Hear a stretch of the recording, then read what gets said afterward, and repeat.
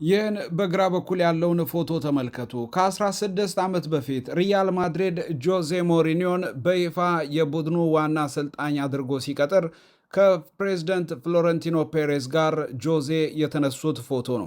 በቀኝ በኩል ያለው ደግሞ ዛሬ በይፋ የሪያል ማድሪድ አዲሱ አሰልጣኝ ሆነው ጆዜ ሞሪኒዮ ከደጋፊዎቻቸው ጋር ሲተዋወቁ ከፕሬዝደንት ፍሎረንቲኖ ፔሬዝ ጋር የተነሱት ምስል ነው።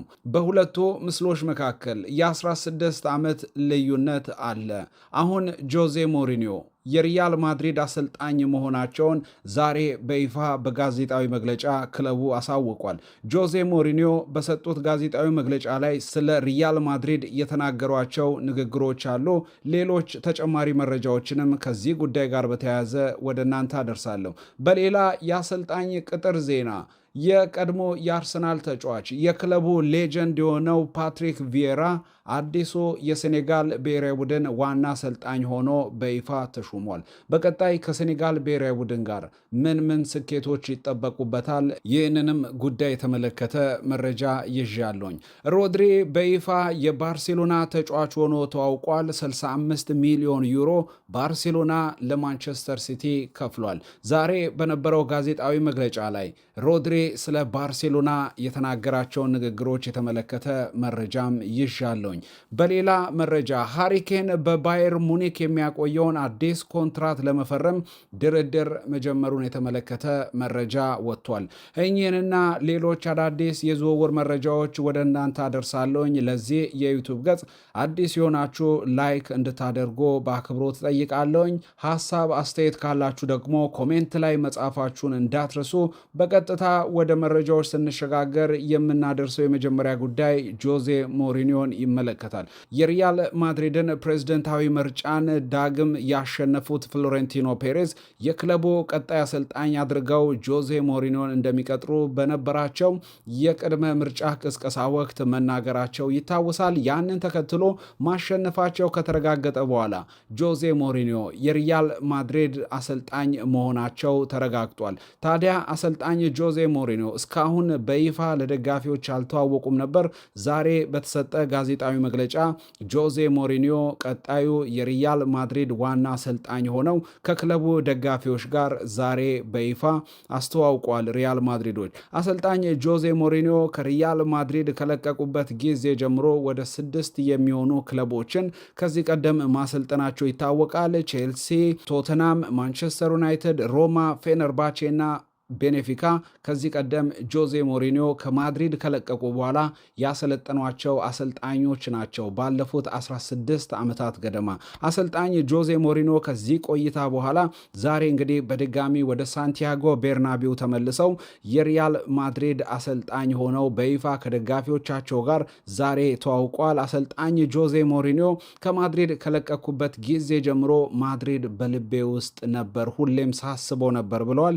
እኔ የማድሪድ ደጋፊ ነኝ፣ ከናንተ ከደጋፊዎች መካከል አንዱ አድርጋችሁ እኔን ቁጠሩኝ ሲሉ ዛሬ ጆዜ ሞሪኒዮ ተናግሯል። ጆዜ ሞሪኒዮ ባለፉት 2 ዓመታት ስኬት ርቆት የነበረውን ሪያል ማድሪድ ዳግም ወደ ስኬቱ መመለስ፣ ከዛ በተጨማሪ በክለቡ ውስጥ ችግር ሆኖ ሲታይ የነበረውን የመልበሻ ክፍል መቆጣጠርና ሪያል ማድሪድን ዳግም ወደ አሸናፊነት መመለስ የጆዜ ሞሪኒዮ ዋና ተግባር ነው። ማድሪድ ባለፉት 2 ዓመታት ምንም አይነት ዋንጫ አላነሳም። ይህንን ተከትሎ በክለቡ ውስጥ እጅግ የቀውስ ጊዜያት ነበሩ ያለፉት 2 ዓመታት ማለት እንችላለን።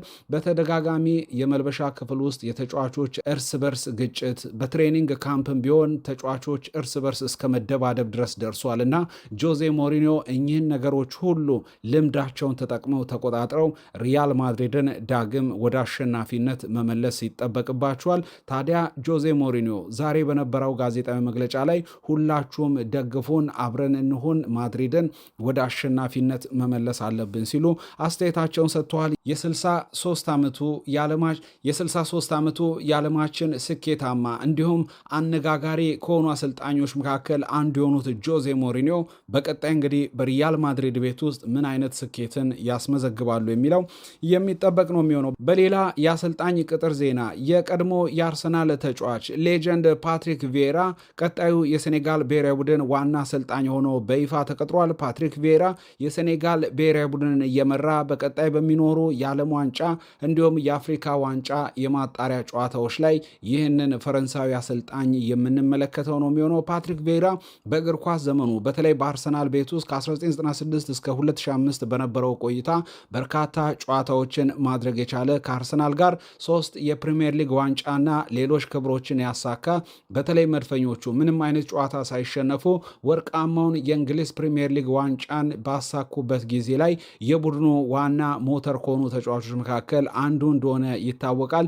ይህ የቀድሞ የአማካይ ስፍራ ተጫዋች አሁን በአሰልጣኝነት በተለያዩ ክለቦች ላይ ከዚህ ቀደም ተመልክተኗል። በተለይ በእንግሊዝ ፕሪሚየር ሊግ ከክሪስታል ፓላስ ጋር እንደምናስታውሰው በእንግሊዝ ፕሪሚየር ሊግ ቆይታ ነበረው። ወደ ፈረንሳይ ተጉዞ ስትራስቡርግን አሰልጥኗል።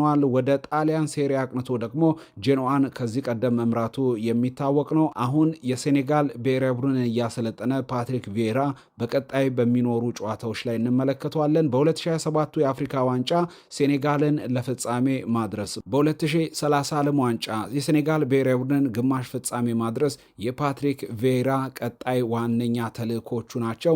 በቀጣይ እንግዲህ በሚኖሩ ጨዋታዎች ላይ ሞዛምቢክንና ኢትዮጵያን ሴኔጋል ስትገጥም ፓትሪክ ቪዬራ በአሰልጣኝነት ሴኔጋልን እየመራ የምንመለከተው ነው የሚሆነው። ሮድሪ በይፋ የባርሴሎና ተጫዋች ሆኗል። 65 ሚሊዮን ዩሮ ወጥቶበት ባርሴሎናዎች ከማንቸስተር ሲቲ ሮድሪን ማስፈረማቸውን ይፋ አድርገዋል። የ30 ዓመቱ የአማካይ ስፍራ ተጫዋች በ2024 የባሎን ዲዮር አሸናፊ እንደነበር የሚታወስ ነው። በሲቲ ቤት ውስጥ 298 ጨዋታዎችን አድርጎ ከአትሌቲኮ ከፈረመበት ጊዜ አንስቶ አጠቃላይ ለማንቸስተር ሲቲ እጅግ ስኬታ የሚባሉ ጊዜያትን አሳልፏል። 12 ዋንጫ አሳክቷል። 4 የእንግሊዝ ፕሪሚየር ሊግ፣ ሻምፒየንስ ሊግ እና ሌሎች ክብሮችን በማንቸስተር ሲቲ ቤት ውስጥ ማሳካቱ የሚታወስ ነው።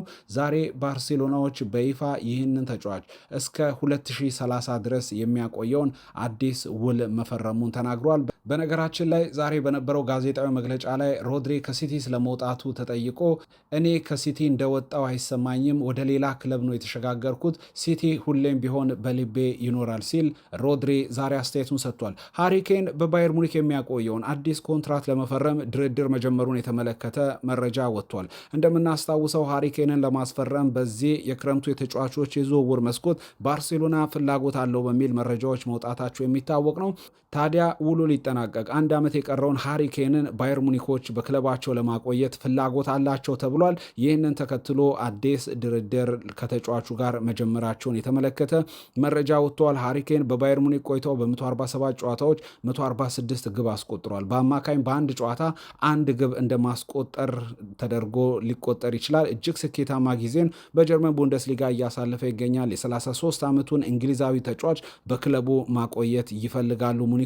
ከወዲሁ የረዥም ጊዜ ኮንትራት ለማስፈረምም ድርድር እያደረጉ እንደሚገኝ መረጃዎች ወጥተዋል። ባለፈው ዓመት ለባየር ሙኒክ ባከናወናቸው 51 ጨዋታዎች ላይ 61 ግብ ነው ያስቆጠረውና እጅግ ስኬታማ ጊዜን አምና ማሳለፉ የሚታወስ ነው። ይህንን ተከትሎ ይህንን ተጫዋች ለማቆየት ክለቡ አለው ተብሏል። የ2026 የባሎንዶር እጩ ሽልማት ላይ ምናልባት ባሎንዶሩን ሊያሸንፉ ይችላሉ ከተባሉ ተጫዋቾች መካከል ሃሪኬን በቁጥር 1 በቀዳሚነት በዚህ ሰዓት እየተጠቀሰ የሚገኝ ተጫዋች ነው። ይህንን ተጫዋቻቸውን ለማቆየት ሙኒኮች ከወዲሁ ስራ እንደጀመሩ መረጃዎች ወጥቷል። ውድ የቻናላችን ቤተሰቦች ለሰዓቱ ያዘጋጇቸው ስፖርታዊ መረጃዎች የተከታተላችሁት ይመስላል። ላይክ ማድረጋችሁን እንዳትረሱ። ኮሜንት ላይ ደግሞ ሀሳብ አስተያየታችሁን መግለጽ ትችላላችሁ። ይመቻችሁ።